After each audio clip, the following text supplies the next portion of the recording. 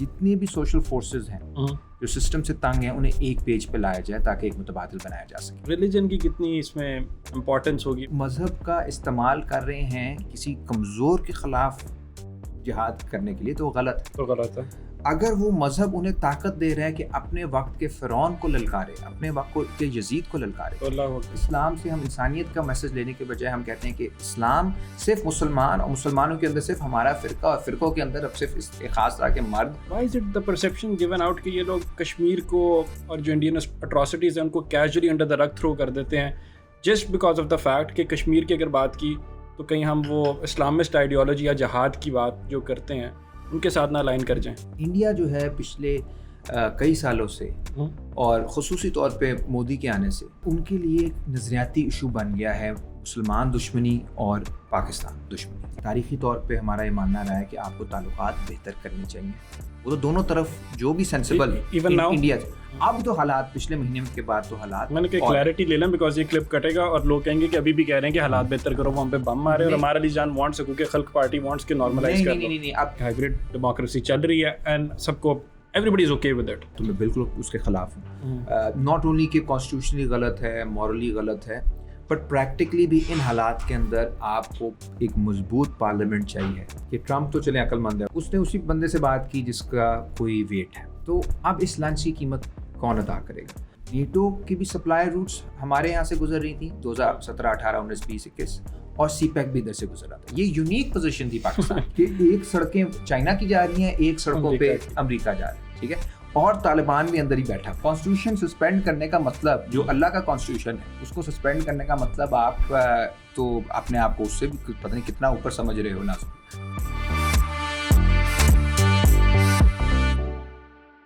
بسم اللہ الرحمن الرحیم. ہیلو السلام علیکم ایوری ون, میں ہوں اسماعیل Qasim and I welcome you all to another very special episode here at NAR. Guess what? Who I have with me today? I have somebody who is very important in current present day's discourse of Pakistan's politics and thought process. So it's very important کہ آپ inclusivity کی جب بات کرتے ہیں, especially جب ہم نار کے اندر بات کرتے ہیں تو یہاں پہ میرے پاس بہت رائٹ کے گیسٹ آئے ہیں, تو وہاں پہ لیفٹ کی ریپرزنٹیشن جو تھی that was lacking, but who better than the one, the only Ammar Ali Jan with me. So thank you so much for your time. Thank you for inviting me. Yeah. So Ammar happens to be an academic, historian, a politician, a member of the Hukuk ke Khalq party. Ammar, کیسی رہی ہے journey اب تک and what's the thought process? بہت interesting رہی ہے. میں آپ کو بتاؤں, یہ ایک بڑا مشکل فیصلہ تھا واپس آنے کا Pakistan. So I was a historian, PhD میں کر رہا تھا انگلینڈ میں, اور بہت لوگوں نے کہا جی واپس نہ جائیں, کیونکہ ایک لیفٹ کے ساتھ ہماری ایسوسیشن تھی, student movement, trade union movement, اور یہ آپ سمجھ لیں ہم سب پہ ایک قرض ہوتا ہے کہ اگر آپ کو کچھ ایسا ملا ہے باہر, اف یو پریولیجڈ انف کہ آپ کو جا کے کچھ سیکھنے کا موقع ملا ہے, give it back, you must share it with your people. And اسی جذبے کو لے کر میں واپس آیا تھا 2016-17 میں, اور یہ ایک بڑا مشکل ٹائم تھا کیونکہ اس وقت آپریشن ضرب حسب چل رہا تھا, اور یہ آئیڈیا بن گیا کہ یونیورسٹیز کے اندر ایک جنگ چل رہی ہے نظریات کی, اور اس کے اندر یونیورسٹی پروفیسرز جو ہیں وہ بہت کلیدی کردار ادا کر رہے ہیں, and they were branded as a number of people were branded as traitors. میں نے یہ بھی ڈیسائیڈ کیا کہ میں نے پبلک سیکٹر یونیورسٹی میں جانا ہے. So I was teaching at Punjab university and then eventually I was fired because میں اس زمانے میں کوئی کرٹیکل باتیں کر رہا تھا, such as that the military should not play a role in politics, they should not be electoral engineering, pretty basic constitutional actually. وہ سب نے کہی ہوئی ہیں وہ باتیں, جو سب نے کی ہوئی ہیں, جو فارمر military constitution میں لکھی ہوئی ہیں, جو ہمارا جس کے بیس کے اوپر اس ملک کو چلنا چاہیے. بٹ بیکاز یہاں پہ ایک خاص طرح کی سوچ حاوی رہی ہے جس کا خیال یہ ہے کہ you can actually suspend the consensus, you can suspend law, you can suspend the basic framework of politics, اور اس کی بیس کے اوپر آپ زور زبردستی کے ذریعے چلا سکتے ہو. اب یونیورسٹیز کو تو بالکل ہی زور زبردستی پہ نہیں چلایا جا سکتا, بیکاز وہ تو لیبس ہیں تھنکنگ کی, ریسرچ کی, کریٹیوٹی کی. ان کا تو بنیادی ہے کہ کرٹیکل کوشچنس پوچھو, مشکل سوال, وہ سوال جو معاشرے میں نہیں پوچھے جا سکتے آپ وہ پوچھیں. پھر جب مجھے نکالا گیا, میرا اپنا خیال تھا, میں جن سے انسپائرڈ تھا چومسکی, التھوسر, یہ وہ, کہ ہم اپنا تنقیدی ایک معاملہ کرتے رہیں گے. تو وہ آ کے جب انہوں نے مجھے ہریسٹ ایک دفعہ کر لیا تو انہوں نے مجھے سیدھا کیا کہ بھائی یہ پنجاب یونیورسٹی کے اندر ہی ہوا تھا. مجھے گھر پہ ریڈ کی تھی. اچھا, اور پہلے اس سے پہلے پنجاب یونیورسٹی سے فائر کر دیا تھا. پنجاب یونیورسٹی سے فائر کیا, گھر پہ ریڈ کی, سیڈیشن کا پرچہ کیا, اور وہ پرچہ تقریباً خارج ہونے والا ہے. اس پہ جج بھی ہنستے ہیں, باقی لوگ بھی ہنستے ہیں کہ وہ تھا کیا, کیونکہ سیڈیشن میں تو یو ہیو ٹو پروو کہ پوری ایک کنسپریسی تھی, ایک سازش تھی جس کے تحت ہم حکومت کا تختہ الٹنے والے تھے. جبکہ ہم نے ایک آرٹیکل لکھا تھا, مگر آرٹیکل سے حکومت کا تختہ الٹ سکتا ہے. اور وہ بڑے مزے کی سٹوری ہے, کیونکہ جب یہ گھر آ کے انہوں نے صبح 4 بجے ریڈ کر کے پکڑا تھا, تو میں اس زمانے میں بات کر رہا تھا پشتونوں کے حقوق کی کہ آپ بولنے دیں. موضوع پشتین نیا نوجوان ایک سامنے آیا تھا, تو میں نے کہا آپ اس کو اسپیس دیں. طریقہ یہی ہوتا ہے کہ آپ اسپیس دیں, 50% صحیح بات کر رہا ہے, 50% غلط کر رہا ہوگا, اسی میں سے اسی طرح معاملات نکلتے ہیں, آگے بڑھتے ہیں. کوئی بھی بندہ 100% نہ ٹھیک ہوتا ہے نہ غلط ہوتا ہے. تو یہ اس چکر میں تھے کہ یہ کوئی نہ NDS کا ایجنٹ ہے یا افغان انٹیلیجنس کا ایجنٹ ہے. اور اس رات ہی جب مجھے انہوں نے اریسٹ کیا تو گھر سے نکلی میری وائف امریکن ہے, تو وہ پریشان ہو گئے کہ یہ تو ہمارے باس کا ایجنٹ لا کر ہے اور اس کو پکڑے نہ پکڑے.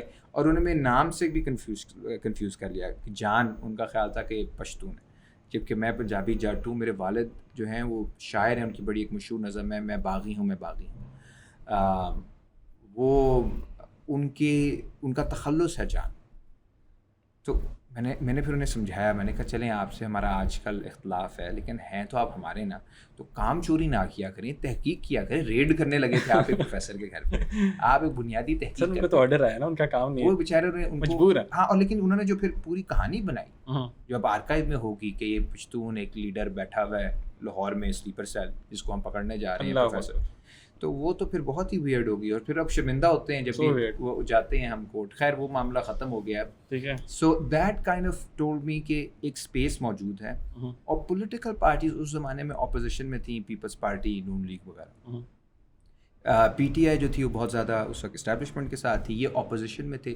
اپوزیشن میں یہ سارے جو تھے یہ آپ بتائیں لینن سے زیادہ انقلابی ہوتے ہیں ایسے. اور اس کے بعد جو انہوں نے 2022-23 کے بعد جس طرح یو ٹرن ہوا ہے سارا معاملہ, وہاں پہ اس سارے عرصے کے اندر جو ہم نے ایک چھوٹی سی اپنی موومنٹ بنائی ہوئی تھی, دیٹس ون وی ڈیسائیڈڈ کہ ہم نے مین اسٹریم کے ساتھ نہیں جانا, کیونکہ مین اسٹریم جو ہے وہ اس کے اندر وہ گنجائشی کمپرومائزڈ ہے, وہ اس حد تک کمپرومائزڈ ہیں کہ وہ ریفارم بھی نہیں کرنا چاہتے. میں نہیں کہتا کہ آپ کو 100% کسی کو منوانا ہوتا ہے نا, انقلاب ہی آپ نے لے کر آنا ہے, ریفارم تو کریں. آج مثال کے طور پر رپورٹ آئی ہے اکنامک سروے میں, خیر ہفتے 2 ہفتے پہلے آئی تھی, لیکن آج آرٹیکل ڈان میں بہت اچھا آیا کہ سندھ کے اندر جب سندھ گورنمنٹ 2008 میں آئی تھی 58% لٹریسی ریٹ تھا, 17 سال بعد 57% ہو گئی. یعنی 17 سالوں میں کم از کم 75% تک آپ کو جانا چاہیے. آپ 1% گر گئے ہو کیونکہ اسکولس ختم ہو رہے ہیں, ختم ہو گیا, بچے زیادہ پیدا ہو رہے ہیں, اسکولس کم ہو رہے ہیں, گوسٹ اسکولس بنے ہیں. So we need a surgery for this society. اور یہ صرف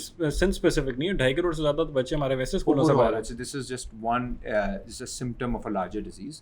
اور ہمیں ایک گراس روٹس موومنٹ چاہیے ہے with new ideas جو کہ پش کر سکے چیزوں کو, اور اس میں ٹائم لگتا ہے زیادہ, لیکن آئی تھنک ہمارے پاس ٹائم ہے اور ہمیں جلد بازی کے بجائے لانگ ٹرم ایک آئیڈیولوجیکل آلٹرنیٹیو بنانے کی ضرورت ہے پاکستان. اور یہ حقوق خلق پارٹی از ڈوئنگ دیٹ.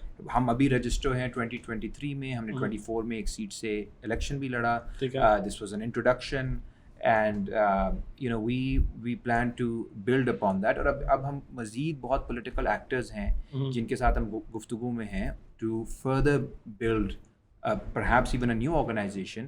لیکن مقصد یہ ہے کہ جتنے بھی سوشل فورسز ہیں جو سسٹم سے تنگ ہیں انہیں ایک پیج پہ لایا جائے تاکہ ایک متبادل بنایا جا سکے. So what is the idea going to be? جب یہ ساری سوشل فورسز ایک پیج پہ آتی ہیں تو how do you invasion democracy? ایک تو یہ بتائیں.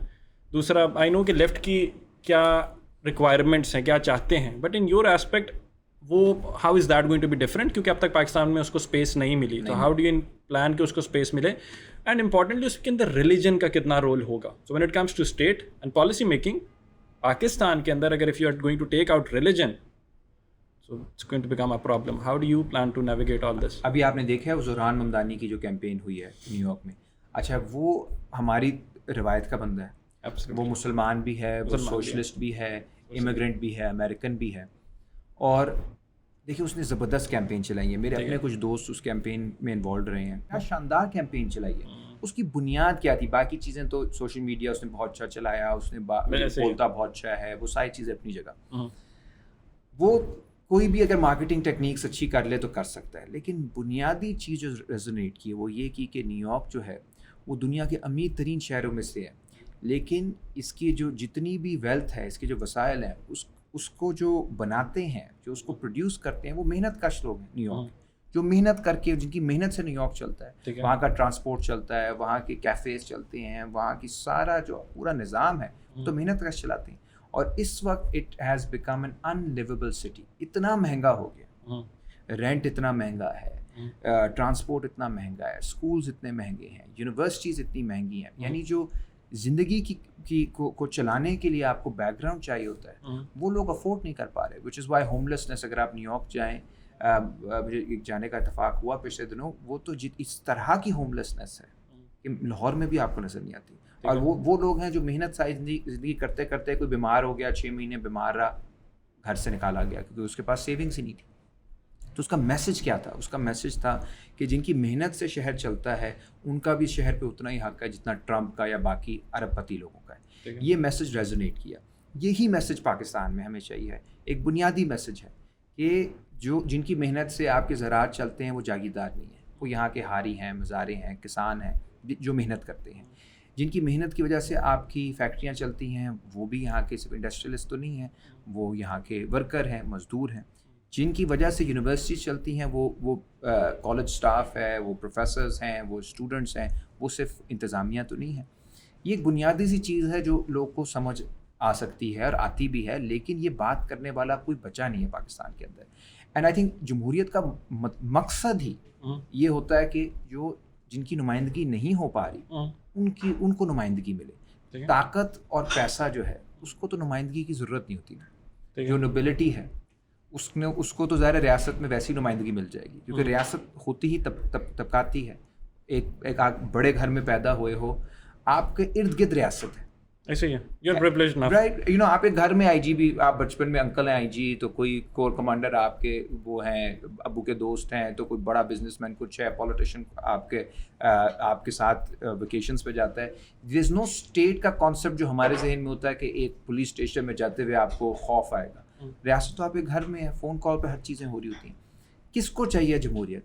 جن کو پولیس اسٹیشن سے خوف لگتا ہے, جن کو یعنی کچہری میں جانے سے خوف آتا ہے, جو اسکول کی فیس نہیں, جو بھی پریولیج طبقہ نہیں ہے ان کے لیے. So I think we have a deficit of democracy at 2 levels. ایک یہ کہ یہ جو جن کے پاس پیسہ نہیں ہے وہ پرابلم ہے, وہ جمہوریت وہ سیاست میں آ نہیں سکتے. وہ کیسے آئیں گے؟ مطلب کہ in a capitalist system I like the sound of it, on paper بڑا اچھا ہے, ان ایکچوئل اپلیکیشن کیسے ہوگا؟ I am worried about that. کیونکہ کیپٹلسٹک نظام ہے تو اس کے اندر اکنامک ایسپیکٹ جو you cannot take that out. جیسے دیکھیں زہران نے کیا ہے, آپ ایک ویو بناتے ہو اور ایک بڑی ویو بنتی ہے. میں آپ کو اس میں تھوڑا سا پاکستان کے حوالے سے بھی دوں. پاکستان کا لوگ کو لگتا ہے کہ سارے کا سارا معاملہ پیسے کا ہے, سیاست کا. ٹھیک ہے, لیکن جب ویو چلی ہے نا, لوگوں نے نظریات کی بنیاد پہ ووٹ ڈالا ہے. بہت بہت شکریہ, تھینک یو. ابھی اس کی آپ ایک مثال ابھی دیکھ لیں. ایک میں آپ کو پرانی مثال دیتا ہوں, وہ ہے 1970 کے الیکشن. ٹھیک ہے, لاہور سے ایک بھی وہ شخص نہیں جیتا جو پرانا کوئی سیاسی کارکن تھا, یعنی پرانا کوئی سیاسی لیڈر تھا. مبشر حسن جیتے, حنیف رامے جیتے, ایک ہوتے تھے شیخ رشید, یہ والے شیخ رشید نہیں, ایک بابا سوشلزم انہیں کہا جاتا تھا, مزدور لیڈر تھا. لوگوں کو جب یہ آئیڈیا ہوا کہ جی پیپلز پارٹی اس وقت بات کر رہی ہے عوام کی, لوگوں نے ووٹ دیا. پیسہ لگا ہی نہیں, پیسہ جنہوں نے لگانا تھا انہوں نے لگایا, وہ ہار گئے. وہ پرانے جو مسلم لیگی تھے سارے ہار گئے. یہ الیکشن سے کافی زیادہ کمپرومائز نہیں تھا 70 والے. نہیں 70 والے تو واحد مانے جاتے ہیں نا جو فری اینڈ فیئر تھے. اس کے بعد پھٹا بن گیا. اس کے بعد اس میں شیخ مجیب کی کتنی سیٹیں تھیں؟ شیخ مجیب کی میجورٹی تھی 150 سم تھنگ ادھر بنگال میں. ٹھیک ہے, ہمارے یہاں ویسٹ پاکستان, ایسٹ پاکستان تھا نا, وہ ایسٹ پاکستان میں شیخ مجیب نے سویپ کیا. وہ بھی ان ایکسپیکٹڈ تھا, کیونکہ یحییٰ خان کو جو رپورٹ ملی تھی وہ یہ ملی تھی کہ یہ یعنی اوور آل سینٹر میں نیشنل میں اس کی بنتی تھی. اس کا خیال یہ تھا یحییٰ خان کا کہ شیخ مجیب کو اتنی سیٹیں نہیں ملیں گی, ایک ڈیوائیڈڈ مینڈیٹ ہوگا, اور ویسٹ پاکستان میں بھٹو نہیں جیت پائے گا کیونکہ بھٹو کو سیٹیں ملیں گی لیکن کیونکہ اس کے ان نون لوگ اس نے کھڑے کیے ہوئے ہیں وہ جیت نہیں سکیں گے. وہ ان نون لوگوں نے دونوں طرف ایک سویپ کر دیا, ٹھیک ہے, اور اس کے بعد ایک ٹریجڈی ہوئی, وہ ہمیں سارا معلوم ہے کہ شیخ مجیب اور بھٹو کی آپس میں وہ کنسنسس نہیں کر سکے اور پھر یا نے ایک اپنا منوور کیا اور سارا معاملات. لیکن میں سے بھی کہہ رہا ہوں کہ لوگوں نے جو ووٹ ڈالا وہ نظریاتی بنیادوں پہ ڈالا. ابھی والے الیکشن آپ دیکھیں 2024 والے, اکثر جگہوں پہ اور خاص طور پہ آپ خیبر پختونخوا میں دیکھیں, لیکن پنجاب میں بھی یہی معاملہ ہے, لوگوں نے بدترین سینسرشپ کے باوجود, بدترین ایک یعنی آپ سمجھ لیں جبر کے باوجود ان نون لوگوں کو پی ٹی آئی کے کہنے پہ ووٹ دیا. ٹھیک ہے, اب ہم پی ٹی آئی سے اختلاف, میرا انہی کے دور میں میرے گھر یہ ریڈ بھی ہوا تھا, کیس بھی بنا تھا, وہ اپنی جگہ, وہ نظریاتی اختلاف. میں صرف ایک مثال دے رہا ہوں کہ ایکچولی لوگ جو ہیں وہ اتنے بیوقوف نہیں ہیں. لوگوں کو جب ان کے دل کو کوئی بات چھو جائے, وہ رائٹ کی بھی ہو سکتی ہے, لیفٹ کی بھی ہو سکتی ہے, اس میں ضروری نہیں کہ وہ صرف ایک کسی نظریات کی بنیاد پہ ہو, لیکن جب وہ کسی کے ساتھ کھڑے ہونے کے لیے ایک رضامندی کا اظہار کر دیتے ہیں تو پھر وہ ایک ویو ہوتی ہے. 1946 کا الیکشن بھی یہی تھا جو پاکستان کا, جس کی بنیاد پہ پاکستان بنا, اس میں بہت ان نون لوگ جیتے تھے. ایک سویپ کیا تھا مسلم لیگ نے جو ایکسپیکٹڈ نہیں تھا, اس ٹائم پہ بھی نظریاتی ووٹ پڑا. I understand all of this.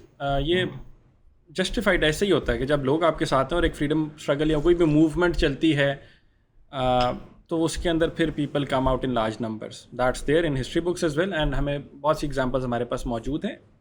میں جب ایکچوئل اپلیکیشن کی بات کرتا ہوں تو میں اس میں کہتا ہوں ایک کیپٹلسٹک نظام کے اندر ایک سوشلسٹ پوائنٹ آف ویو جو ہے یہ کو ایگزسٹ, کین دے کو ایگزسٹ, یہ سوال میرا تھا. یہ تو اس کے اندر تو میرا یہ کیپٹلزم کے اندر میرا ان مائی انڈرسٹینڈنگ امیر نے امیر ہونا ہے, غریب نے غریب ہونا, ٹھیک ہے. یہاں پہ ہم ایکویلٹی کی بات کریں گے تھرو آؤٹ, رائٹ, ریپرزنٹیشن کی بات کریں گے, وہ کیسے اچیو کریں گے؟ جو سوشلزم ہے وہ کیپٹلزم کے اندر ہی اس کی نفی کے طور پہ ابھرا, ٹھیک ہے. یعنی سوشلزم کا کوئی سوچ آپ کو 16ویں صدی میں نہیں ملے گی, ٹھیک ہے. وہ تو سرمایہ داری نظام ایک آتا ہے جس کی بنیاد پہ آتا ہے کہ ایک یہ سوال آتا ہے کہ اتنی جو ویلتھ بن رہی ہے, اتنی جو دولت بن رہی ہے دنیا کے اندر, ایسا کیوں ہے کہ جو محنت کر رہے ہیں ان کو نہیں مل رہا, وہ بیگانگی کا شکار ہیں اور چند لوگ جو ہیں وہ سب کچھ چھین رہے ہیں. ایسے ہی ہے, یہ ایک بنیادی چیز ہے.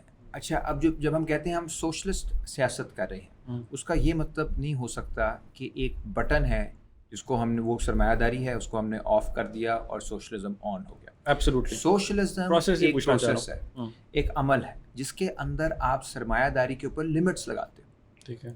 وہ شروعات لمٹس لگانے سے ہوتا ہے, یعنی راتوں رات ہر چیز نہیں بدلتی. ایون جہاں پہ ہم انقلابات دیکھتے ہیں, روس کا ایک بہت بڑی مثال ہے, 1917 میں وہاں پہ ایک بولشوک انقلاب اسے کہتے ہیں, سوشلسٹ انقلاب جو لینن لے کر آیا. اس نے بھی آ کر انٹرسٹنگلی سرمایہ داری کو فروغ دینے کی بھی بات کی. اس نے انٹرنیشنل سرمایہ کاروں کو بھی لے کر آیا رشیا میں, بڑے بڑے اس زمانے کے برٹش گورنمنٹ کے ساتھ بھی اس نے نیگوشیٹ کیا, باقیوں کے ساتھ بھی کیا. اس کی وجہ کیا تھی کہ وہ کہہ رہا تھا کہ پیداواری نظام ہم نے بڑھانا ہے ابھی, اور ہمارے پاس پیسہ نہیں ہے, روس کے پاس پیسہ کس کے پاس ہے, پیسہ انٹرنیشنل کیپٹلسٹ کے پاس ہے. لیکن اس سرمایہ کاری کا جو ہمیں جو اس کو کنٹرول کرے گا وہ ہماری ریاست کرے گی, جو اس وقت مزدوروں کے نمائندوں کے ہاتھ میں. یہی چائنا کی پالیسی تھی. چائنا کے لوگ کہتے ہیں سرمایہ داری آ گئی, اس طرح کی سرمایہ داری نہیں ہے. ہر کمپنی جو آتی ہے وہاں پہ اس میں 60% اسٹیک جو ہے وہ کمیونسٹ پارٹی کا ہوتا ہے. اب یہ کانٹرڈکشن ہے کہ کمپنی سرمایہ دارانہ ہے, انٹرنیشنل گلوبل کیپٹل کا حصہ ہے, لیکن اس پہ جو کنٹرول ہے وہ کمیونسٹ پارٹی نے کیا. لیکن ان کا کہنا بالکل درست ہے کہ یہ جو تضاد ہے یہ ہمارے ذہنوں میں نہیں ہے, یہ معروض کے اندر ہے, تاریخ کے اندر ہے. سوشلزم کا راستہ جو ہے وہ ایک متضاد راستہ ہے. ابھی زہران جیتا ہے, اس نے کیا کل کو سرمایہ داری ختم کر دینی ہے نیو یارک میں؟ ایسا نہیں وہ کہہ رہا. وہ کہہ رہا ہے میں لمٹ لگاؤں گا, میں امیروں کے اوپر ٹیکس بڑھا کے لوگوں کو ٹرانسپورٹ کے اندر ریلیف دوں گا, تعلیم کے اندر ریلیف دوں گا, کرائے کے اندر ریلیف دوں گا. دس از سوشلزم. پھر آگے سے دوسری سائڈ اپنا موو کھیلے گی اس کو ہٹانے کے لیے, اس کو پھر آگے سے موو کھیلنا پڑے گا. دس از اے پروسیس. یہ ایک لڑائی ہے جسے ہم طبقاتی لڑائی کہتے ہیں, ایک نظریاتی لڑائی کہتے ہیں, جو چلتی رہتی ہے, جو چین کے اندر اس وقت بھی چل رہی ہے, جو روس کے اندر انقلاب کے بعد بھی چلتی رہی, اور دنیا بھر میں اس وقت چل رہی ہے.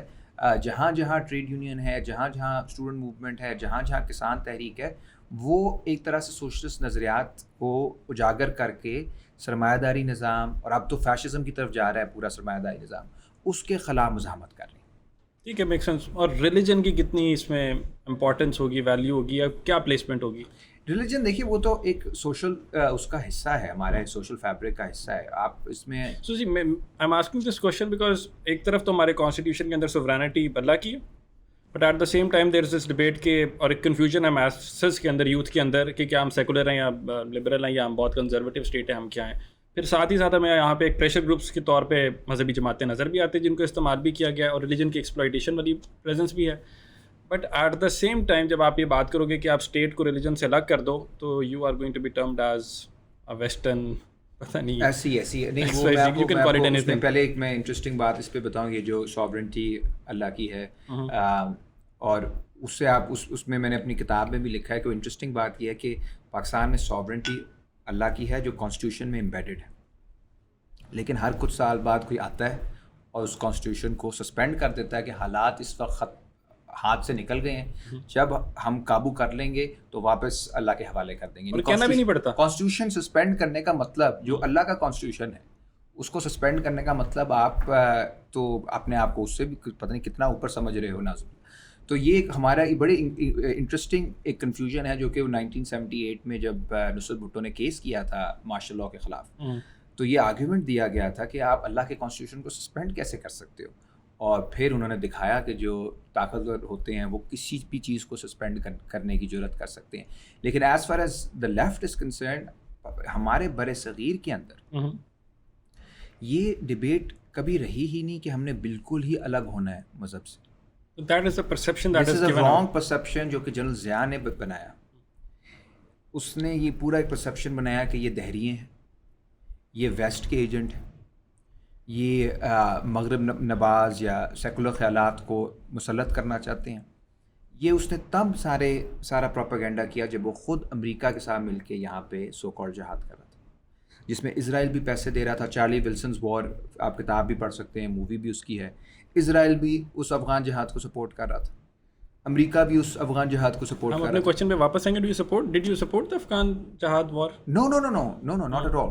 اس کے بارے میں ویسے کہا جاتا ہے کہ اگر افغان جہاد وار نہ ہوتی تو پاکستان نہ ہوتا. We would have been another proxy, because یہ یو ایس ایس آر کا لانگ اسٹیٹڈ ڈریم تھا کہ ہمیں ایکسیس ٹو وارم واٹر چاہیے, اور وہ افغانستان کے بعد پاکستان کے تھرو آنا تھا. چائنا کا بھی ہے, چائنا کو تو آپ نے دے دیا, یہی ان کا تھا خواب.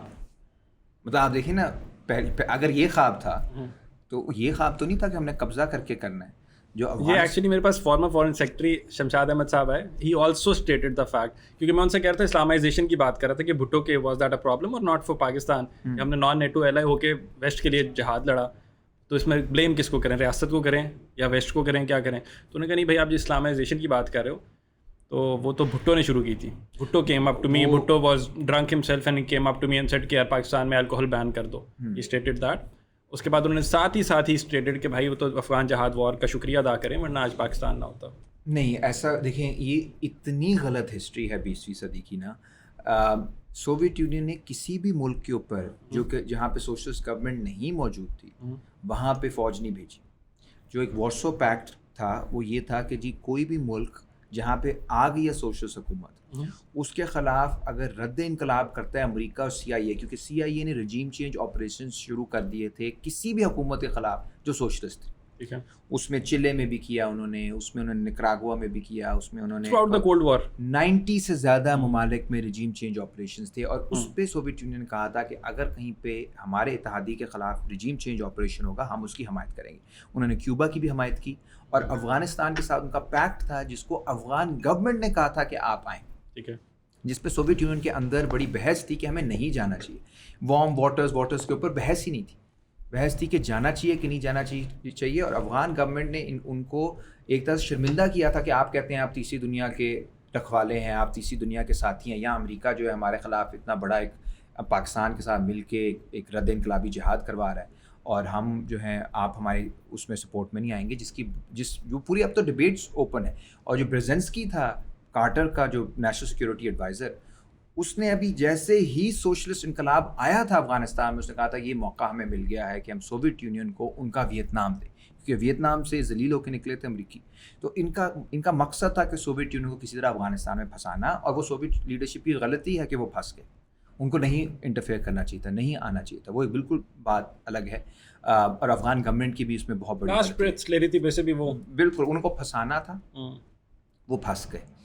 لیکن یہ کہنا کہ پاکستان کی سالمیت کو خطرہ تھا، پاکستان تو 50 سے سیٹو سینٹو کے بعد امریکی کیمپ میں تھا، یہاں پہ تو کوئی حملے نہیں. اس کے باوجود جو آپ کی اسٹیل مل بنوائی وہ روس نے بنوائی، اور ہمارا تھرو آؤٹ ایک نیڈ لیسلی ہاسٹائل ایک رویہ تھا، کیونکہ ہماری ایلیٹس نے ایک فیصلہ کر لیا تھا کہ ہم نے امریکن کیمپ میں جانا ہے 53-54 میں، جو کرنے کی ضرورت نہیں تھی. اور آج بھی ہمیں بہت کلیئر اس پہ کریں گے بات، لیکن یہ جو ریجن کے ساتھ آپ کو ہمیشہ جانا چاہیے، ہمیشہ.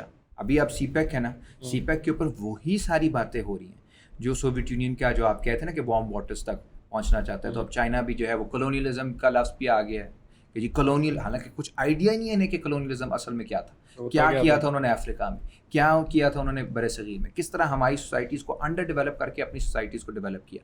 چائنا کا وہ آپ کر ہی نہیں سکتے.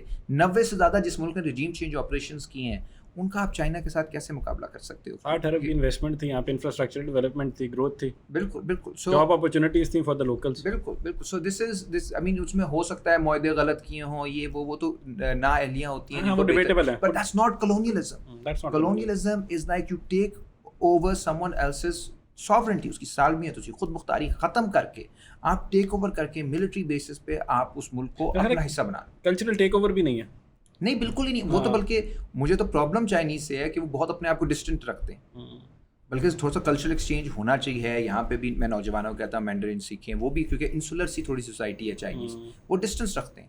امریکن جو امبیسڈرز ہیں وہ ساتھ ساتھ ڈرون حملے بھی کر رہے ہوتے ہیں، ساتھ ساتھ وہ اپنی تصویریں بھی کر رہے ہوتے ہیں، آم کھا رہے ہیں لاہور میں اور بادشاہی مسجد جا رہے ہیں، اس طرح کی جو ساری چیزیں ہیں ان کو یہ تماشا گیری اچھی نہیں لگتی چائنیز کو. So they don't do that, but they should at some point they will have to, because it's a cultural war as well. So coming back to Islam, Pakistan کے بننے میں 1944 کے اندر جو مینیفیسٹو لکھا گیا تھا مسلم لیگ کا، جس کی بنیاد کے اوپر انہوں نے 46 کا الیکشن لڑا، جس کی بنیاد کے اوپر پاکستان بنا، وہ دانیال لطیفی نے لکھا تھا جو کہ کمیونسٹ پارٹی کے ممبر تھے، اور قائد اعظم نے پرسنل ریکویسٹ پہ ان سے لکھوایا تھا. اس کے بعد کمیونسٹ پارٹی نے پاکستان کے بننے کو سپورٹ کیا تھا. جب یہ سیٹو سینٹو میں جا رہے تھے اس وقت کمیونسٹ پارٹی، جس میں کون لوگ تھے جن کو آپ ہم کہتے ہیں جی ویسٹرن، یہ فیض احمد فیض تھے، حبیب جالب تھے، میجر اسحاق تھے، یہ وہ لوگ تھے جو کہ لڑے تھے پاکستان کے لیے.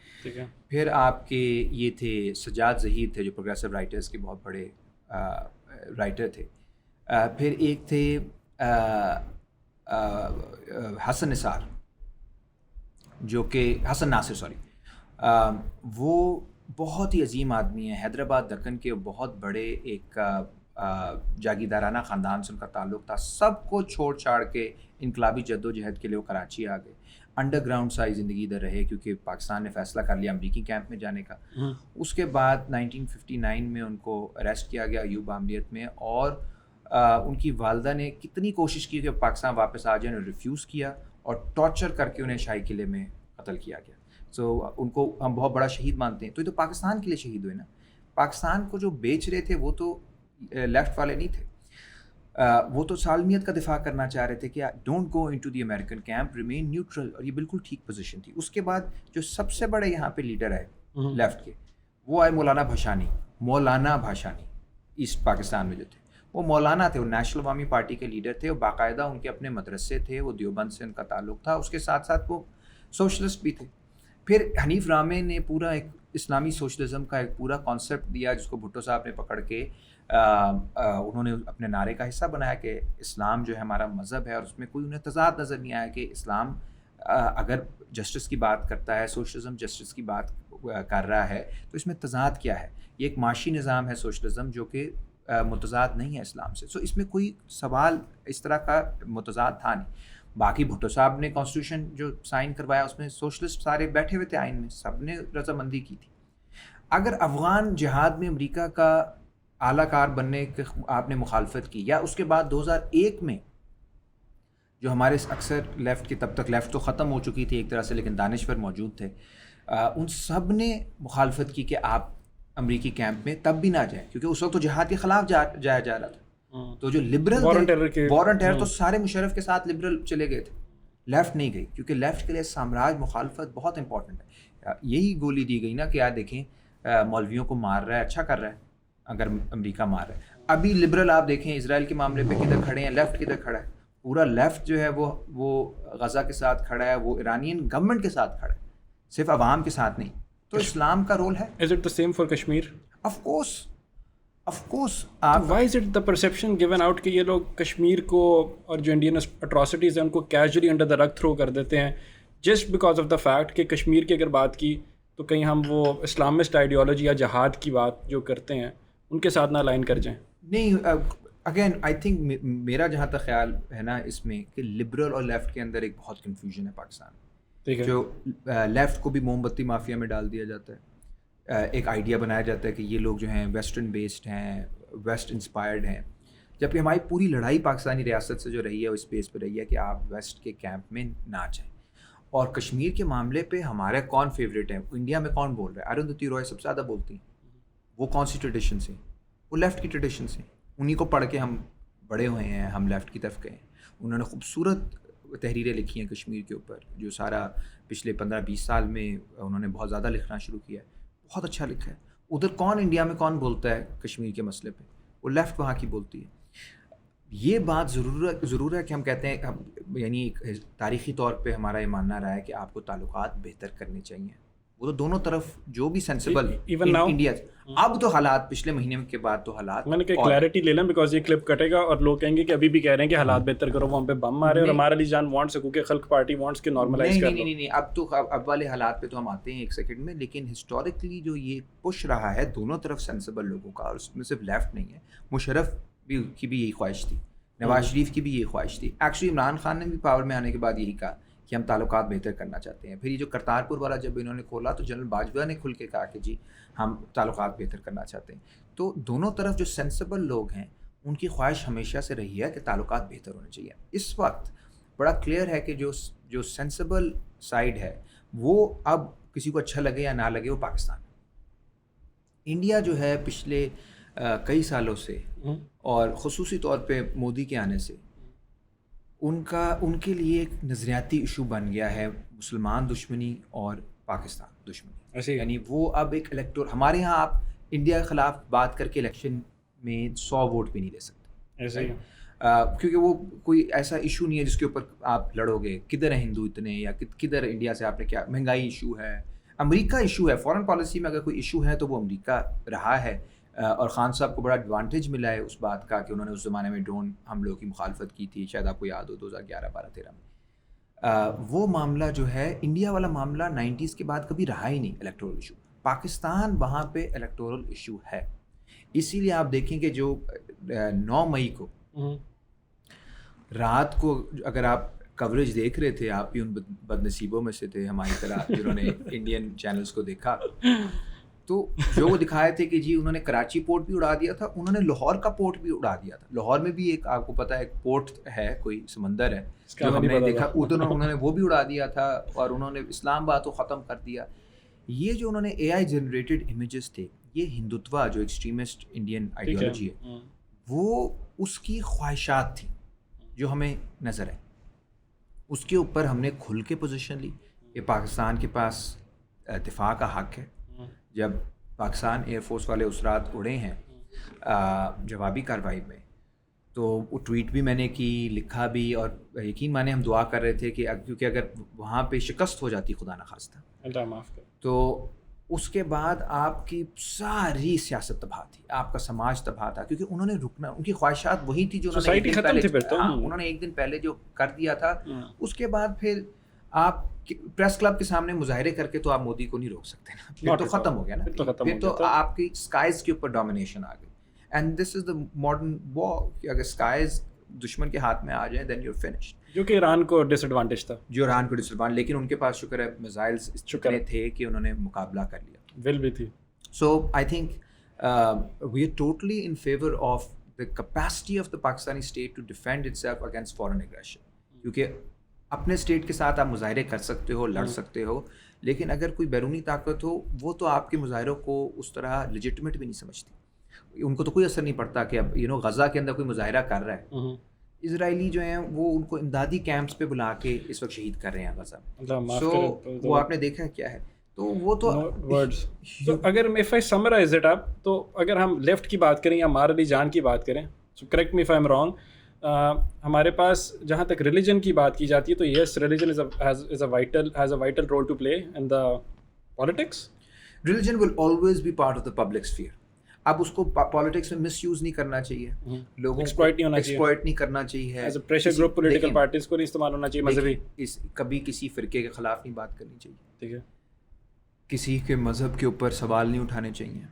ہمارے پاس ایک بلاسمی گینگ کا پچھلے دنوں اسٹوری آپ دیکھ رہے تھے. بدترین چیز ہے کہ آپ ایک اسپریچول چیز کو آپ اس طرح بیچ رہے ہو لوگوں کی زندگیاں تباہ کرنے کے لیے, وہ نہیں ہونا چاہیے. ہاں, لیکن اگر ایک سینس آف بلانگنگ اور کمیونٹی ایک چیز دیتی ہے, religion understood in the larger sense of the term, کہ لوگ ایک بلیورز ہیں, لوگ مسجد جاتے ہیں, لوگ نہ بھی جاتے ہوں تو اپنے آپ کو کمیونٹی کا حصہ سمجھتے ہیں. کوئی پاگل ہی ہوگا جو کہے گا کہ ہمارے یہاں جہاں پہ اس وقت مہنگائی, غربت, جہالت, اسکولس کے مسئلے, اکانومی کے مسئلے, فارن اگریشن, اس میں ہمارے لیے بڑی چیز یہ ہے کہ ہم نے لوگوں سے مذہب پہ بحث کرنی ہے.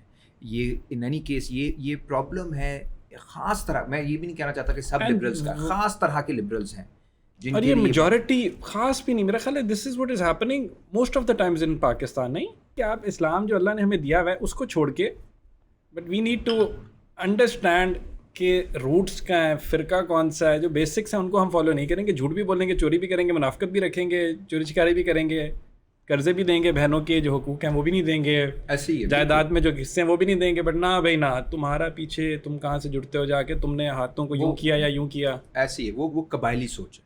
یعنی آپ نے ایسنس بھول جانی ہے, آپ نے اس کو ایک چھوٹی سی اپنے قبیلے کی آئیڈینٹی بنانی ہے, اسے پرزرو کرنا ہے, اور اس کی بنیاد پہ آپ کے اندر ایک غرور بھی ہوگا, آپ لوگوں کو اپنے سے کمتر بھی سمجھو گے. آئی مین دیٹس آئی تھنک اسی جہالت سے نکالنے کا نام ہے. ریلیجن کیا کوئی بھی فلاسفی ہو جس کے اندر کوئی یونیورسل تھیمز ہوتی ہیں, یونیورسل میسیجز ہوتے ہیں, اس کا مقصد یہ ہوتا ہے کہ یار آپ نے انسانیت کے لیول پہ کس طرح سے آنا ہے. انسانیت کے لیول پہ بڑا آنا جو ہے وہ آسان چیز نہیں ہے, کیونکہ آپ کو اپنی جو شناخت ہے بڑی چھوٹی, اس سے کس طرح سے نکل کے آپ کو لگے کہ یار غزہ میں جو بچہ اس وقت شہید ہو رہا ہے یا جو اس وقت تڑپ رہا ہے وہ اسی طرح جیسے میرا بچہ ہے.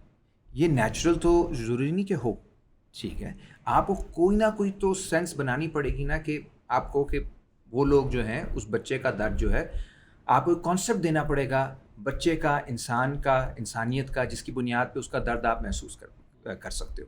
سامراج یا فیشزم یا اس طرح کی قبائلیت, کوئی بھی چیز جو کہ اس احساس کو ختم کرتی ہے وہ انسانیت کے لیے خطرہ ہے. وہ آپ کو واپس کہتی ہے کہ نہیں تم صرف ہندو ہو, تو ہندوتوا کی بات ہے, بھاڑ میں جائے سارے مسلمان.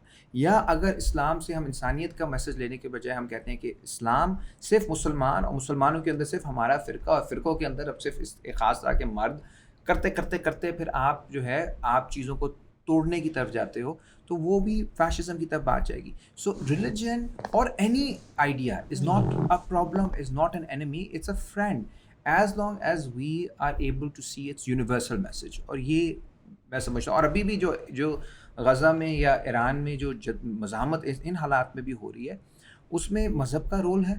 بہرحال اس میں ایک سویلائزیشنل سینس جو ہے ایرانین کے اندر, خاص طور پہ ابھی ہم پچھلے دنوں فلسطینی ایمبیسڈر سے بھی ملے تھے, تو وہ کہتا ہے یار ہم بہت شہید ہوئے ہیں, لیکن ہمیں بچے کو بچپن سے ہمیں بتایا جاتا ہے کہ آپ کو بیت المقدس کا محافظ بنایا ہے, الاقصی کا محافظ بنایا اللہ تعالیٰ نے. تو اس کی ایک بھاری قیمت ہوتی ہے محافظ بننے کی, اتنی بڑی چیز کی, قبلہ اول کی. رائٹ, سو ہی سیز کہ وہ ہم وہ قربانی دینے کے لیے تیار ہیں, کیونکہ ایک بھاری قیمت ادا کرنی ہوتی ہے جب آپ کو اتنی بڑی ذمہ داری تاریخ میں ملتی ہے. تو ہم انتظار کر رہے ہیں آپ لوگوں کا, ہم انتظار کر رہے ہیں باقیوں کا, ہم انتظار کرتے رہیں گے, ہم گیو اپ نہیں کریں گے.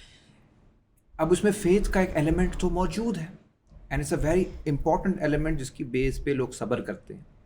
اور وہ بھی امپورٹنٹ ہے، لیکن اس کے ساتھ ساتھ نظریات کیا ہونے چاہیے، لاہ عمل کیا ہونا چاہیے، ٹیکٹکس کیا ہونی چاہیے، تنظیم کیا ہونی چاہیے، گلوبل الائنسز کیسے بنانی ہیں، معیشت کیسے چلانی ہے. یہ ایک دنیاوی ایشوز بھی ہیں، یہ اسٹریٹجی کے ایشوز ہیں، یہ لاہ عمل کے ایشوز ہیں. وہ ایشوز بھی بنانا بہت بہت ضروری ہے، اور اس میں آپ کو مارکسزم بھی ہیلپ کر سکتا ہے، اس میں آپ کو کوئی اور بھی اگر فلسفہ آپ کو ہیلپ کرتا ہے وہ بھی لینا چاہیے. سو یہ any kind of a social movement is a combination of different factors, ideological, historical, spiritual, تبھی وہ قائم رہ سکتے ہیں. So in short, جو مذہبی جماعت if you're in power تو مذہبی جماعتوں کو they shouldn't be feeling threatened by you. نہیں آپ So you see there's a reason کہ میں بار بار اسی چیز کے اوپر لے کے آ رہا ہوں. You know what I'm trying to do? I'm trying to clear the narrative. The narrative that is given out کہ if ہماری جان is over there مذہبی جماعتیں تو گئی ٹانگ دے گا. نہیں، وہ دیکھیں ابھی تک سے تو مذہبی جماعتیں ٹانگ رہی ہیں لوگوں کو. دوسری سائڈ تو ہمارا تو وہ سوچ ہی نہیں ہے نا کہ ٹانگنے والی سوچ نہیں ہے. ہمارا تو ایشو ہے کہ آپ پاور میں آتے ہو. لیفٹ کی گورنمنٹ مثال طور پہ آپ نے کہا وہ شمشاد صاحب آپ کے ساتھ تھے، ان کا بھٹو صاحب نے اسلامائزیشن شروع کیا. بھٹو صاحب کی بڑی انٹرسٹنگ تقریریں ہیں 72-73 کی. وہ بار بار کہتے ہیں کہ ہمارے خلاف پروپیگنڈا تھا کہ اگر ہم الیکشن جیت گئے، آپ نے ووٹ دیا تو یہ آگے کفر کر دے گا. اور یہ جو ساری میں قرآن آیات پڑھتا ہوں ان کے خلاف تھے. ہاں، ان کے خلاف فتوے تھے نا کہ جی ان کو ووٹ دینے کا مطلب ہے کہ آپ اسلام کے دائرے سے نکل گئے، خارج ہو گئے. تو اس نے کہا میں آج بھی وہی آیات پڑھ رہا ہوں، آئین میں نے دیا ہے وہ اسلامی آئین ہے. پھر 74 میں اسی شہر لاہور میں آپ کو معلوم ہے اسلامک سمٹ کانفرنس ہوئی، ٹھیک ہے. وہ پولیٹیکلی کرنا میں اس کے بالکل بھی خلاف بھی نہیں ہوں. دیکھیں وہ تو اسلامک ٹچ نہیں تھا، مذہبی جماعتوں کا پریشر تھا، خود تو اتنے سیکولر لبرل. 77 میں تھا، وہ 77 میں تھا. دو چیزیں، ایک میرا خیال جو انہوں نے احمدی والا کیا وہ انڈر پریشر کیا، اور ایک جو آپ کہہ رہے ہیں شراب بین یہ وہ پی این اے کی تحریک کے دوران کیا. اسلامک سمٹ جو تھی، جو پولیٹیکل اسلام والا آئیڈیا، اس میں تو بہت ان کا بلیف تھا.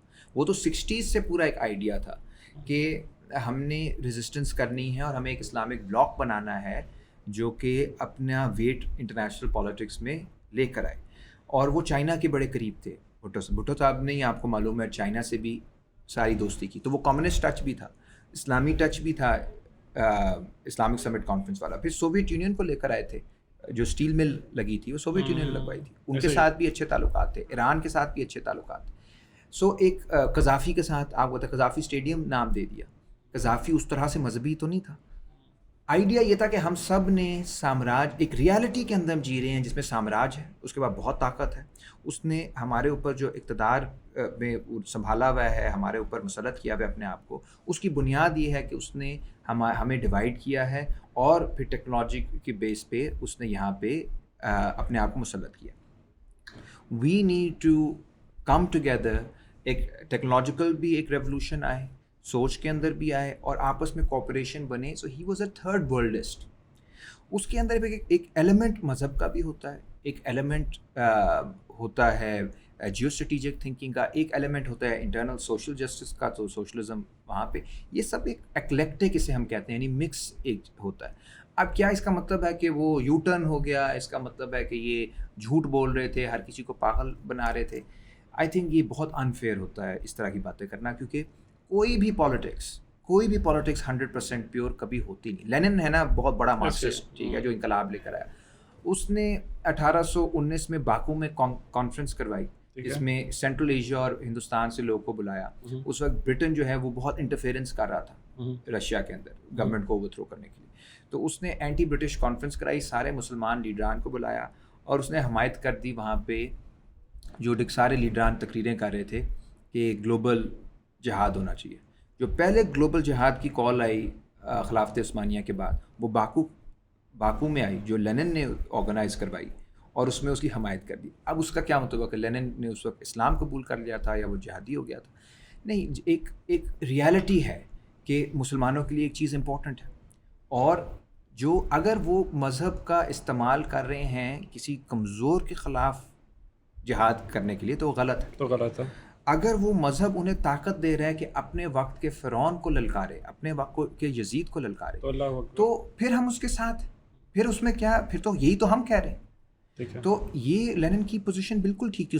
اس پہ بہت تنقید ہوئی کہ آپ نے سیکولرزم کو چھوڑ دیا.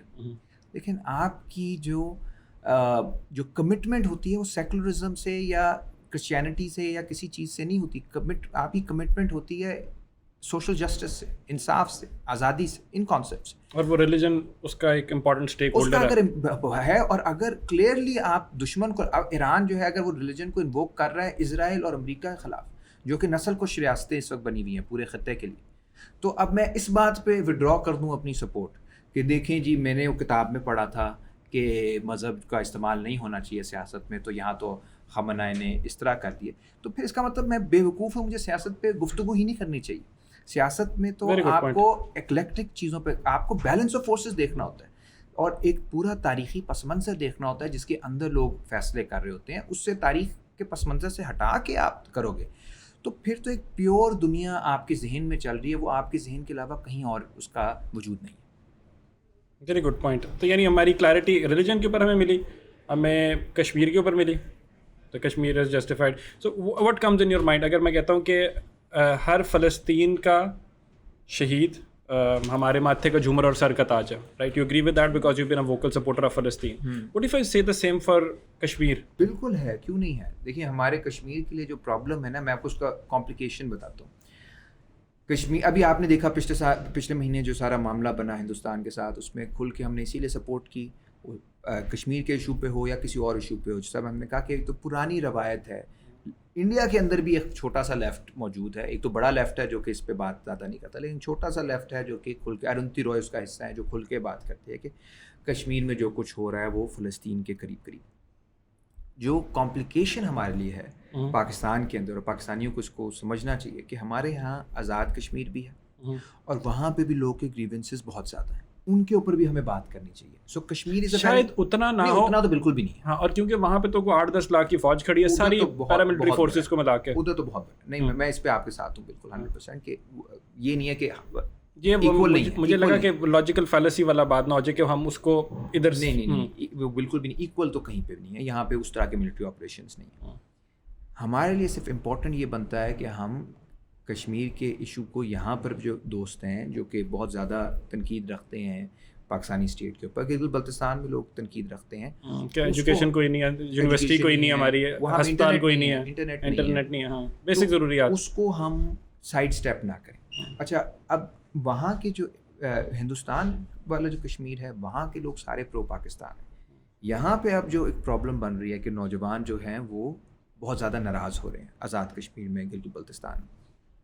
تو ایک سپلٹ مینڈیٹ ہے کشمیر کے اندر اکراس دی LOC, اور آپس میں بھی ان کی کوآرڈینیشن اب نہیں رہی جیسے ایک زمانے میں پہلے جموں کشمیر لبریشن فرنٹ تھا, باقی وہ ہمیں اس کے لیے ہمیں سینسٹیو رہنا چاہیے کہ ہم اپنے کشمیر کے جو ادھر کے, اگر ہم واقعی کشمیر کے ساتھ سنسیئر ہیں تو ہمیں ادھر والوں کو اتنی ہی سپورٹ دینی چاہیے. ہمیں جب ان کو کوئی بندہ اریسٹ ہوتا ہے, آج کل گلگت بلتستان میں عوامی ایکشن کمیٹی ایک ہے, اس کے لوگوں کو اریسٹ کیا ہوا ہے, ہمیں اس کے اوپر کھل کے بولنا چاہیے, کیونکہ اگر ہمیں محبت ہے کشمیریوں سے تو پھر یہ محبت کا اظہار اپنی طرف بھی ہمیں کرنے کی ضرورت ہے. ہمارے یہاں اگر کوئی فلسطینی بچہ گرفتار ہو جائے پاکستان میں تو ہم اس پہ چپ تو نہیں رہیں گے. ہم اس کا یہ مطلب نہیں ہے کہ ہم اسرائیل بن گئے ہیں کہ ہم وہی فلسطینیوں کے ساتھ کر رہے ہیں جو خدا نخواستہ اسرائیل کر رہا ہے غزہ. لیکن اگر ایک بھی اسٹوڈنٹ کو آپ اریسٹ کر لو فلسطینی کو, لاہور سے اٹھا لیں, ادھر پڑھتے ہیں بچے میڈیکل کالج میں, تو آئی وونٹ بی سائلنٹ. میں تو, ہم پاگل ہو جائیں گے غصے سے کہ یار آپ کو تو بیسٹ بیہیویئر پہ ہونا چاہیے ان لوگوں کے ساتھ جن کے ساتھ اتنا ظلم ہوا ہے اور آپ ان کے ساتھی ہو. آپ تو ان کی جتنا مرضی کر لو وہ کم ہے. یہی آپ کو کرنا چاہیے کشمیر کے ساتھ, اور وہ انفارچونیٹلی اس طرح نہیں ہوتا. ان کو ابھی تک سے ریپرزنٹیشن صحیح نہیں ملی ہوئی, ان کی پالیٹکس ٹھیک نہیں ہے, کنٹرولڈ ہے. گلگت بلتستان بھی بیوروکریٹ چلا رہے ہوتے ہیں, کوئی ان کی اپنی اٹانومی نہیں ہے. ایک نیو کولونیل طریقے سے آپ نہیں چلا سکتے ان ریجنس کو. آپ کو یہاں پہ لوگوں کو خود مختاری دینی پڑے گی, ایگزامپل سیٹ کرنا پڑے گا, تاکہ پھر آپ کا کلیم جو ہے انٹرنیشنل لیول پہ وہ مزید طاقتور ہو اور مورلی بھی آپ بہتر ہوں. ٹھیک ہے, valid point, makes sense. Overall Pakistan کے اندر ایک ہائبرڈ نظام چل رہا ہے. So I connect this with the affairs of the global world. Pakistan کے اندر ہم دیکھتے ہیں تو ہمیں ایک ہائبرڈ پالیٹکس پہلے تو ایک چھپ کے نظر آتی تھی. Presently as of now I can state on camera کہ ہمارا ایک ہائبرڈ ڈیموکریسی چل رہی ہے اینڈ سب کو everybody is okay with it. ایک سوال تو یہ کہ are you okay with it, ٹھیک ہے. دوسرا سوال اس کا میرا جڑتا ہے کہ ویدر اف یو آر اور ناٹ, ریالٹی تو ہے تو جو ہم بیلنسنگ ایکٹ پلے کر رہے ہیں, ہمارے فیلڈ مارشل صاحب گئے ٹرمپ کے ساتھ, انپریسیڈنٹڈ تھا کہ وہ چلے گئے لنچ کرنے کے لیے, شہباز بھائی شاید سوئمنگ ہی کر رہے ہیں, ان کو پتہ ہی نہ چلا ہو پیچھے سے کہ فون کیا کہ ہاں میں لنچ پہ آیا ہوا ہوں, اور کوئی اور ریپرزنٹیشن نہیں تھی وہاں پہ. ساتھ ہی ساتھ ہم چائنا کے ساتھ بھی ہیں, China was our strategic partner throughout, لیکن چائنا نے بڑا امپورٹنٹ رول پلے کیا in our fight against India. ساتھ ہی ساتھ ہم یو ایس کے ساتھ بھی بیلنسنگ ایکٹ پلے کر رہے ہیں. اس میں nominating Donald Trump was a disastrous move کیونکہ اگلے دن اس نے بمباری کر دی, بٹ اوور آل جو بیلنسنگ ایکٹ پلے کر رہا ہے, how do you see that Pakistan کی فارن پالیسی کے اعتبار سے؟ پہلا جو آپ کا پوائنٹ تھا کہ ہائبرڈ رجیم پہ میرا کیا خیال ہے, تو میں بالکل اس کے خلاف ہوں. ناٹ اونلی کہ کانسٹیٹیوشنلی غلط ہے, مورلی غلط ہے, بٹ پریکٹیکلی بھی ان حالات کے اندر آپ کو ایک مضبوط پارلیمنٹ چاہیے. پہلے شاید اتنا نہ چاہیے ہوتا جتنا ابھی چاہیے. دیکھیں ہماری یہ بدقسمتی رہی ہے کہ 1953-54 میں جو سیٹو سینٹو ہم نے سائن کیا, اس نے ہماری تقدیر بدل دی. ہمیں ایک فرنٹ لائن اسٹیٹ بنا دیا امریکہ کے لیے. اس کی وجہ سے نہ یہاں انڈسٹریلائزیشن صحیح ہوئی, نہ یہاں پہ زراعت بہتر ہوئے. سیدھا آپ نے کہا کہ ڈالرز آئیں گے, جنگیں ہوں گی, اور آپ اس سے پیسہ بنائیں گے, رائٹ. اور وہ سارا پیسہ جو ہے اب آپ جو یہ ہاؤسنگ سوسائٹیاں دیکھ رہے ہو, اس میں لگ رہا ہے یہ پروڈکٹیو ہماری ایلیٹ نہیں ہے. یہ ایسی ایلیٹ نہیں ہے جو کورین ایلیٹ کی طرح ہو یا کسی اور کی طرح کہ وہ پیسہ بنا رہی ہے اور اپنا انجوائے کر رہی ہے. وہ سارا بورڈ منی ہے, یعنی قرضے لے کر آپ پیسہ لگا رہے ہو, ہاؤسنگ سوسائٹیوں میں پیسہ بنا رہے ہو. اس کے بعد جب واپس کرنے کی باری آتی ہے تو آپ کے پاس کچھ پیداوار ہوتی نہیں ہے, تو آپ لوگوں کے اوپر بوجھ ڈال کے مہنگائی وغیرہ کر کے واپس کر رہے ہوتے ہو. یہ فیصلہ, یہ جو حالات ہیں جڑے ہوئے ہمارے 1953-54 کے فیصلے سیٹو سینٹو سے, اور اس کی ایک بھی ڈسکشن نہیں ہوئی پبلک میں. آج بھی اکثر لوگوں سے آپ پوچھیں ان کو نہیں معلوم ہوگا. یعنی آپ ملٹری پیکٹس میں چلے گئے اپنے خطے کے خلاف, اور آپ نے بحث ہی نہیں کی کسی سے.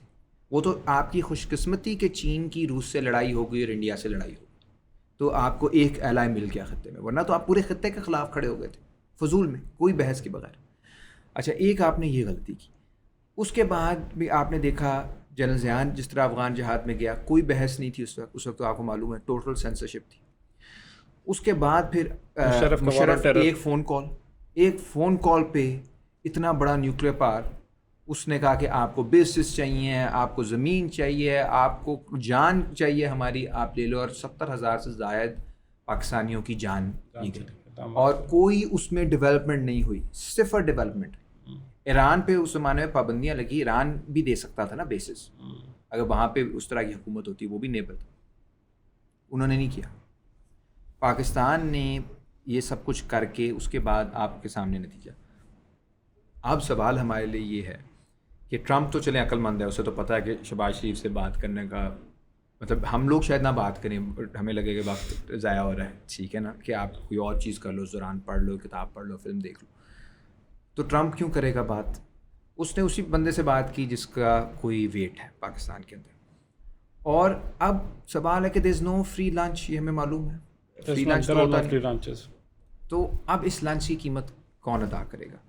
یہ نوبل پرائز والی چیز بھی, کیونکہ پارلیمنٹ میں کوئی بحث نہیں ہوتی, ایک اسٹوپڈ چیز جو میں نہیں سمجھتا کہ پاکستان بک گیا. یہ شارٹ ٹرم تھی, ویسے بھی حملہ کرتا یا نہ کرتا. کوئی نہ ایک دو اس طرح کے انکل موجود ہوتے ہیں فارن آفس میں جو کہتے ہیں یار یہ بندہ نا نرگزیت کا شکار ہے, تو اس کو ہم اس طرح کریں گے تو جنرل صاحب آپ دیکھنا کتنا زبردست یہ موو ہو جائے گا. تو انہوں نے کروا دیا, اور ایک ایسی بےزتی ہوئی پوری دنیا میں ہماری. تو وہ انہوں نے کیا, اور لانگ رن میں آئی تھنک ان کو ضرورت بھی نہیں تھی, بیسز وغیرہ کی تو ضرورت ہے نہیں ایران کے حوالے سے. پرابلم اب کیا ہمارے لیے بن رہا ہے؟ پرابلم یہ بن رہا ہے کہ دس از ناٹ 9/11, یہ والا ٹائم نہیں رہا. اس ٹائم پہ ہم مالی طور پہ بھی اور عسکری طور پہ بھی 100% امریکہ کے اوپر ڈپینڈنٹ تھے, اور اس ٹائم یونیپولر ورلڈ تھا. یس. اب ایک ہماری اپنی ایک تو ملٹی پولر ہو گئی ہے دنیا. کلیئر ہے کہ امریکہ اپنی جو خواہشات ہیں وہ مسلط نہیں کر پا رہا, یوکرین میں بھی نہیں کر پا رہا, اسرائیل پہ بھی, ایران پہ بھی, ایون غزہ کو پوری طرح ختم, ان کا خیال ہے ریئل اسٹیٹ ہم بنا لیں گے, وہ نہیں ہو پا رہا. افغانستان سے بھاگ گیا, عراق میں ان کو ڈیفیٹ ہو گئی. عراق میں آپ نے دیکھا ایران کے حق میں کس طرح کی ریلیز نکلی. دوسرا یہ کہ ہم ڈیوائیڈڈ ہیں اکنامکلی, ابھی بھی میجورٹی ہماری ڈپینڈنس امریکہ پہ ہے IMF کی وجہ سے, اور انہوں نے جو اس دفعہ بجٹ دیا وہ ہمارا بجٹ نہیں تھا, وہ IMF کا بجٹ تھا. لیکن ملیٹریلی اب ہم چائنا کے اوپر ڈپینڈنٹ ہیں. اب سپلٹ ہو گیا ہے پاکستان. یہ چیز آپ نے چلا لی 60 سے لے کر اب تک. اس کی وجہ کیا کہ چین اور امریکا کے تعلقات اچھے تھے. چین روسی کیمپ سے نکل گیا تھا 62 میں, اسے سائنو سوویٹ سپلٹ کہتے ہیں, اور انڈیا سے بھی ان کی جنگ ہو گئی تھی. اس کی وجہ سے آپ نے دونوں یہ تعلقات چلا لیے, بلکہ آپ نے ان کے تعلقات آپس میں فیسیلیٹیٹ کیے. ہنری کسنجر کو بیجنگ پاکستان نے بھیجا, پھر رچرڈ نکسن گئے. تو you could play this game because there was no game to be played. وہ دونوں ایک ہی تھے. پچھلے 10 سال سے خصوصی طور پہ جب اوباما نے پیوٹ ٹو ایشیا کی پالیسی کی, اس کا مطلب تھا کہ وہ کہا تھا کہ مڈل ایسٹ سے ختم کر کے ہمیں اصل اپنے ریسورسز لگانے ہیں ایشیا کے اوپر.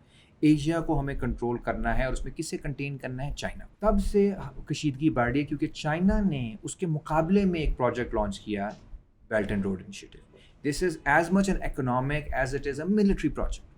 وہ مقابلہ ہے, وہ اسے کنٹین کرنا چاہ رہے ہیں, اور چائنا کنٹینمنٹ کو توڑنا چاہ رہے ہیں. ہم نے کیا گیم کی کہ ہم ایک ہی وقت میں نیٹو کی بھی سپلائی روٹس ہمارے یہاں سے گزر رہی تھیں 2017, 18, 19, 20, 21, اور سی پیک بھی ادھر سے گزر رہا تھا. یہ یونیک پوزیشن تھی پاکستان کی.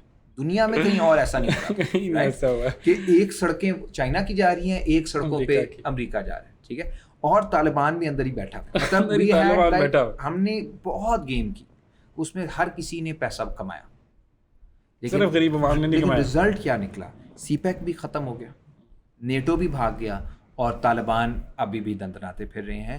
ہمیں کوئی لانگ ٹرم فائدہ اس چیز کا نہیں ہوا گیمز کھیلنے کا. وہ چند لوگ جو گیم کھیلنے والے ہوتے ہیں وہ پیسہ کماتے ہیں. لیکن پریزنٹلی چائنا بھی خوش اور امریکہ بھی خوش نہیں ہے. نہیں, دونوں پریشان. دونوں پریشان ہے کہ کس طرف جائیں گے. چل کی رہے. دیکھیں, چائنا کے لیے سی پیک اگر ختم بھی ہو جاتا ہے نا, اکنامکلی ان کو ایشو نہیں ہے. ان کو ایشو ہے کہ وہ گوادر تک رہیں, کیونکہ وہ ایک جو پانی کا آپ نے مسئلہ کیا نا, وہ پانی کا چائنا کا پرابلم ہے. چائنا کو ہر سائڈ سے وہ گھیرنے کی کوشش کر رہا ہے امریکہ. سو گوادر کی امپورٹنس یہ ہے, اور پاکستان کو بھی معلوم ہے, اس لیے پاکستان کا نخرہ ہے. لیکن اگر میں اس کے بجائے کہ میں یہ کہوں کہ یار بس ٹھیک ہے, ہم آپ کو گوادر, آپ کی تو مجبوری ہے اور ہم فائدہ اٹھائیں گے. فائدہ اٹھانا اصل میں کیا ہوتا ہے؟ فائدہ اٹھانا یہ ہوتا ہے کہ آپ کہیں کہ نہیں, سی پیک کے کانٹریکٹس ہم بہتر کریں گے, ہم آپ کی انویسٹمنٹ مزید بڑھوائیں گے, ہم پاکستان کا رول اس میں مزید بڑھوائیں گے, پاکستان میں زیادہ نوکریاں ہونی چاہیے, پاکستان میں بزنسز کو زیادہ فائدہ ہونا چاہیے, پاکستان کی ترقی کا ایک ماڈل ہوگا, اور چائنا پہ ہم ذمہ داری ڈالتے ہیں کہ وہ اس کے ساتھ اپنی پالیسی کو ہم آہنگ کریں. یہ تو نیگوشیشن میں سمجھتا ہوں ہونی چاہیے. یہ بلیک میل نہیں ہے, یہ جینوئن ایک سوورن ملک کا حق ہے کہ وہ دوسرے کے ساتھ نیگوشیٹ کرے. لیکن اگر گیم یہ ہے کہ جی ادھر سے چلیں آپ یہ پاور پلانٹس لگا لیں, اور اس میں ہمیں لانگ ٹرم تو کیپیسٹی پیمنٹس کا نقصان ہوگا, لیکن جو بھی بھائی صاحب جو ہیں وہ لگوا رہے ہیں وہ اس کا ایک کٹ اس کو مل جائے گا. ادھر سڑک چلوا لیں, اس پہ ہماری کمپنی کو آپ ایک ٹھیکہ دے دیں, کسی اور جگہ پہ آپ اس میں آپ تباہ کرو گے. اور لوگوں نے ٹرانسپورٹ میں پیسہ کمایا ہے, سی پیک کے اندر سڑکوں پہ کمایا ہے, آئی پی پیز پہ کمایا ہے, لانگ ٹرم انڈسٹریل ڈیولپمنٹ پہ کچھ نہیں کمایا. یہ ایک رینٹ سیکنگ ریاست کی سوچ ہوتی ہے, یہ 50 سے چل رہی ہے. چائنا جو آفر کر رہا ہے وہ ڈفرینٹ کر رہا ہے. امریکہ ڈفرینٹ کرتا تھا, امریکہ رینٹ سیکنگ آفر کرتا تھا, چائنا ایک ڈیولپمنٹ پلان ریجن کے لیے آفر کر رہا ہے, جو کہ ہمیں سیریس سوچنا پڑے گا. اور آج کا امریکہ وہ کیا آفر کر رہا ہے پاکستان کو؟ صرف پاکستانی, ساری دنیا کو مسلسل جنگ جو مڈل ایسٹ میں انہوں نے کی ہے. جہاں پہ وہ گئے ہیں وہ تباہی لے کر آئے ہیں. شام میں, لبنان میں, لیبیا میں, عراق میں, یمن میں, اور ایران کے ساتھ بھی کرنے کی کوشش, غزہ میں کھنڈرات کی دنیا بنا رہا ہے امریکہ. یہ مدنیات کا بھی جو مسئلہ ہوگا ادھر وزیرستان میں, اگر آپ نے ان کے حوالے کر دیا, وہ کیا ہوگا؟ مسلسل لڑائی جھگڑا ہوگا. امریکہ کے اب آپ یہ ذہنیت کا صرف مسئلہ نہیں ہے. لوگ کہتے ہیں ٹرمپ انسٹیبل ہے. He is not unstable, the empire is unstable, the empire itself is unstable now. ان کے لیے پرابلم ہے, وہ اکانومی ان کی ڈکلائن پہ ہے, it's a declining power. Militarily وہ مضبوط ہے, وہ اکنامک بلیک میل اب نہیں کر سکتے, رشیا کو نہیں کر سکے, ایران کو نہیں کر سکے, افغانستان کو نہیں کر سکے. اکنامک بلیک میل ختم ہو گیا, کم ہوتا جا رہا ہے, ختم نہیں میں کہوں گا, کم ہوتا جا رہا ہے ان کی کیپیسٹی. لیکن ملٹریلی ابھی بھی امریکہ کا کوئی مقابلہ نہیں. ان کی 800 ملٹری بیسز امریکہ سے باہر ہیں, اور چین کی ایک باہر ہے. تو آپ اندازہ لگائیں ان کو ایڈوانٹیج کتنا بڑا ہے. تو وہ کس پچ پہ کھیلنا چاہتے ہیں؟ وہ عسکری پچ پہ کھیلنا چاہتے ہیں, وہ ملٹری پہ کھیلنا چاہتے ہیں, وہ اکنامک پہ نہیں کھیل سکتے. ایونچولی ان میں کچھ سیکٹرز ہیں جن کو فائدہ ہوتا ہے, بٹ لائک وہ ان کا رجیم چینج بھی کہنا غلط ہے. رجیم چینج بھی وہ نہیں کرتے, کہیں پہ رجیم چینج نہیں ہوا. انہوں نے پوری ریاستوں کو, تہذیبوں کو تباہ کر دیا. لیبیا تباہ ہو گیا, ختم ہو گیا. کئی حصوں میں اب لیبیا ادھر سے لوگ نوکری کرنے جاتے تھے, اب وہ کھنڈرات ہیں, کئی اس میں gang. So what's the way forward for you in your mind? We will have to take a decision. Decision of what sorts? کہ آپ کا اوور آل الائنمنٹ کس کے ساتھ ہوگی. اینڈ اوور آل الائنمنٹ آپ کی ہر لحاظ سے, ایک تو امریکہ جو آفر کر رہا ہے وہ آپ کو جنگ میں حصہ داری دے رہا ہے, چین آپ کو BRI میں حصہ داری دے رہا ہے. These are two different visions of two different worlds. So you think our tilt should be towards China? And چین کے ہندوستان سے تعلقات خراب ہیں. امریکہ ہندوستان کو خطے میں اس وقت کاؤنٹر ویٹ بنانا چاہ رہا ہے چین کا. آپ کے لیے کلیئر ہے کہ آپ کو کدھر ہونا چاہیے. آپ کو چین کو ناراض بالکل بھی نہیں کرنا چاہیے. لانگ ٹرم آپ کا سروائیول اس پہ depend. Can we actually afford, can Pakistan actually afford to look US in the eye? Of course کوئی بھی ملک کر سکتا ہے. دیکھو یہ تو ثابت کر دیا نا, وہ تو ایران نے بھی ثابت کر دیا. ایران سے ہم زیادہ اسٹرانگ ہیں بائی دا وے, ہماری ملٹری زیادہ اسٹرانگ ہے. نیوکلیئر از دا مین تھنگ جس کے اوپر ساری لڑائی ہو رہی ہے. وہ تو ہم نے 30-40 سال پہلے لے لیا تھا. سو وہ بھی ہمارے پاس اسٹرینتھ ہے. دوسرا یہ ہے کہ ہم یہ تو نہیں کہہ رہے کہ آپ نے واشنگٹن پہ حملہ کرنا ہے, رائٹ. آپ کو ٹلٹ کرنا ہے اپنا, اس وقت پیوٹنگ کرنی ہے, اور وہ لانگ ٹرم آپ کی چین کے ساتھ بنتی ہے. جو واحد چیز امریکہ آپ کو پکڑ رہا ہے جس کے ذریعے, وہ IMF ہے. وہ کوئی اچھی چیز نہیں ہے, وہ تو بلیک میل ہے. اور IMF کا میں نے تھوڑا سا پہلے ذکر کیا, IMF اس بنیاد پہ چلتا ہے کہ آپ کی جو اشرافیہ ہے وہ قرضے لے کر اس کا سارا بوجھ غریبوں پہ ڈال دیتی ہے. یہ آپ کی اکانومی ہے جس کا نتیجہ آج یہ ہے کہ 46% بجٹ کا حصہ آپ قرضے واپس کرنے پہ لگا رہے ہیں. دس از انسسٹینیبل. یہ امریکن اکنامک ماڈل ہے جو آپ کے سامنے ہے. سو اس میں صرف جو جہاں پہ لیفٹ کا کام بہت زیادہ بڑھ جاتا ہے پاکستان جیسے ممالک میں, وہ یہ ہے کہ ہمیں ایک خود مختار معاشی پلان دینے کی ضرورت ہے, جو جس پہ ہم نے لکھا بھی ہے, مزید بھی کام کر رہے ہیں کہ کیسے معاشی خود مختاری کے بغیر نہ عسکری خود مختاری ممکن ہے, نہ آپ کی سالمیت ممکن ہے.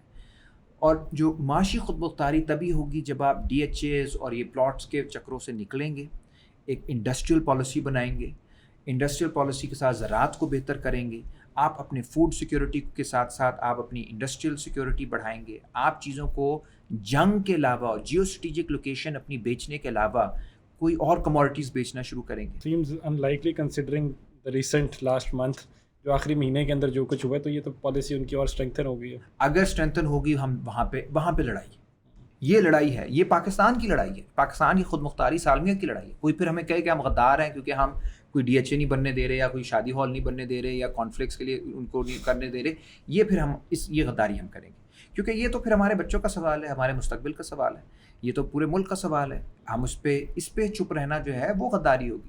کہ اس موقع پہ بھی جب آپ کو نظر آ رہا ہے کہ ٹیکنالوجی کی دنیا ہے, آپ نے کیچ اپ کرنا ہے, آپ پیچھے ہو, ایسے میں آپ اگر مسلسل آپ کا بیلنس آف پیمنٹ کرائسس رہے گا, یعنی آپ دنیا سے خریدتے رہو گے لیکن آپ کی کوئی آمدنی نہیں ہوگی, اور آپ اپنے بچے قربان کرتے رہو گے. جو سندھ کی میں نے آپ کو مثال دی کہ 58% سے وہ 57% پہ لٹریسی چلا گیا پچھلے 18 سالوں میں, تو آپ بچوں کا مستقبل قربان کر رہے ہو. یہ ٹائم میں آپ اپنی ایجوکیشن میں انویسٹ کرو, ٹیکنالوجی میں انویسٹ کرو. آپ سائنٹسٹ کو تو وہ شہید کر رہے ہیں ایران میں, اسرائیل کیوں کر رہے ہیں؟